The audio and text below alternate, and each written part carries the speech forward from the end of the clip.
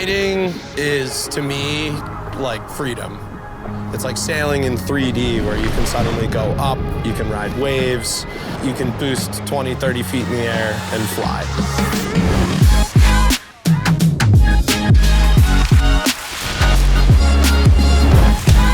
You have the ability to go where you want, do what you want, carve your own lines.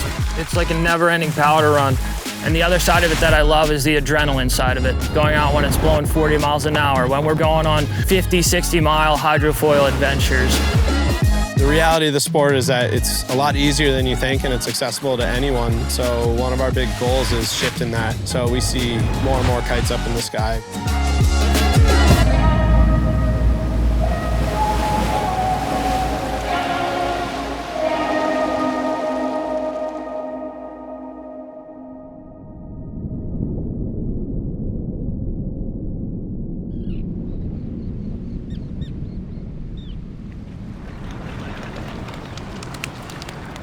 I used to work as a CPA in Boston for a big professional service firm.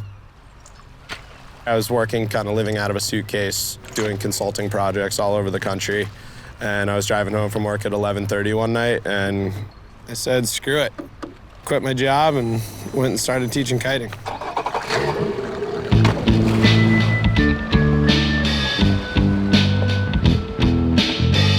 So I grew up in southern New Hampshire, big hockey player, was on skates since I was 5 years old, just playing hockey 24/7. Played D1 hockey at Northeastern, but ended up battling a pretty serious knee injury my whole career. And once college ended, my hockey career pretty much did as well. So I was in a spot where I was kind of searching for my next adventure and what I wanted to do in life. Took an opportunity to go down to the Outer Banks and teach kiteboarding, and that's where I met Jon.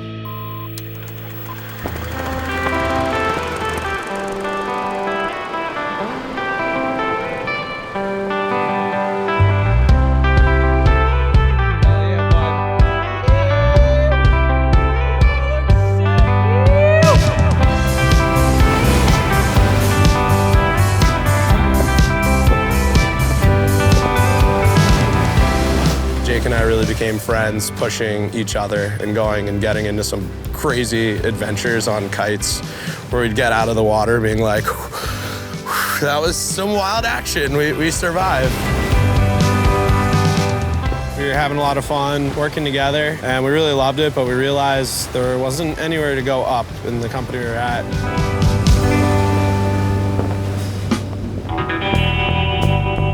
I think we were both in somewhat of a transition in our lives, a point where I knew deep down I didn't want to work a 9-to-5 job. We'd kind of started scheming about starting our own thing. And when our friend came back from Nantucket, he said there's just a massive opportunity there. And when he said that, we kind of looked at each other and the light bulb went off, it all clicked. And that's when we started grinding on starting Next Level Watersports.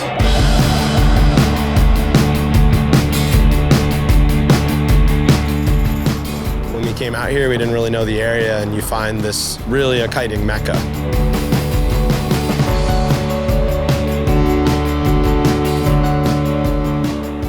Nantucket is an island 30 miles out to sea with very consistent thermal breeze that fills. There's winds constantly. You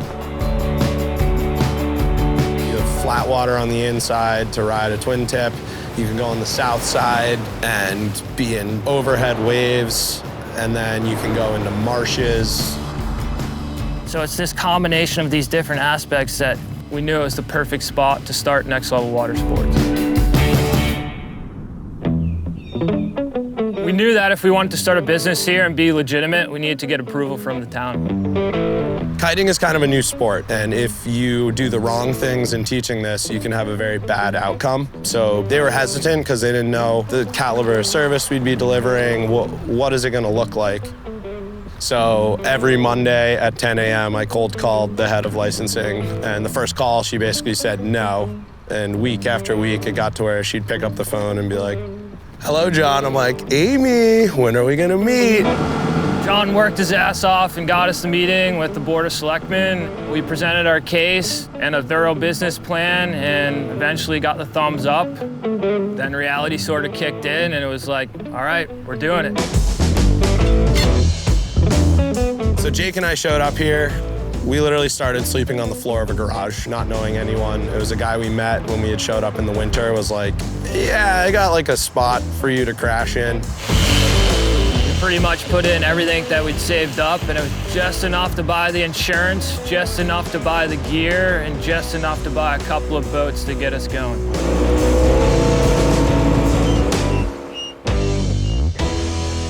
Basically, the progression is you start with beginner kite control, learning how to fly a kite in the water. Then we put a board on your feet, learn how to make that kite pull you in a way that you want it to pull. And kind of the holy grail of learning a kite is learning how to hold in one spot, come back to where you started. Woo! Yeah, Clark! When we started this, Jake and I really did everything ourselves. We do long days on the water, and then at night we'd be doing billing, doing marketing, doing media. What a lot of people don't see on the backside is the grind. And when we were first starting out, the struggle of would the engine start? Like, where were we sleeping? Could we pay rent? Could we pay our credit cards? Were we driving down the road and the wheel fell off our trailer because we just couldn't afford the quality at that point? We just were trying to get by. Hands down, toughest part of the job, people leaving their flip-flops on board. Every little problem that arises, you have to be able to take in stride. This is when we basically developed the mantra of improvise and overcome. We just had to put our head down and have that determination every day that we were going to make this work no matter what. Failure was just not an option. Jake and I just reinvested everything. We bought new motors, new boats, and just kept problem solving. And over time, it's really started to work.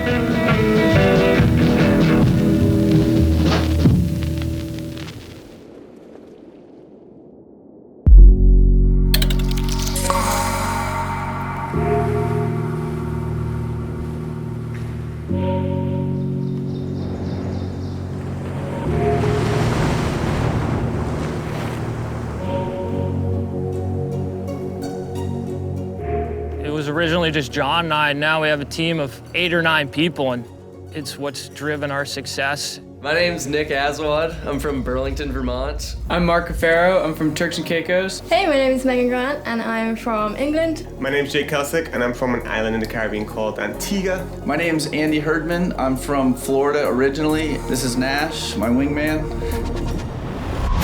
The roles that Jake and I started with just keep morphing every single day as we're able to move on to kind of the next problem of how we grow.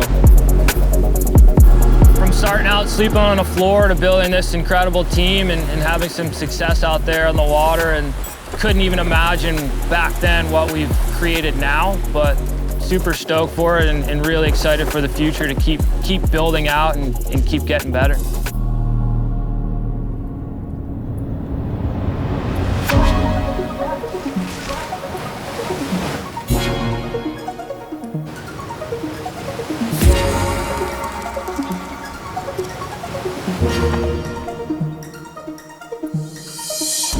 Along the way, you're gonna have a lot of doubt, and there's elements of fear. It's wondering if what you're doing is truly gonna work. But when you get those jitters, you kind of have to just put your head down and say, okay, what's next? Like, what practical things can I work on to make this grow? I think in that transition point in our lives, there's a lot of unknowns, and we took significant risks kind of going outside the norm of that 9-to-5 job, but couldn't be happier with that leap that we took. It's been a journey, it's been an adventure, but it's still a work in progress. We're young, we're 5 years in. There's still so much to do.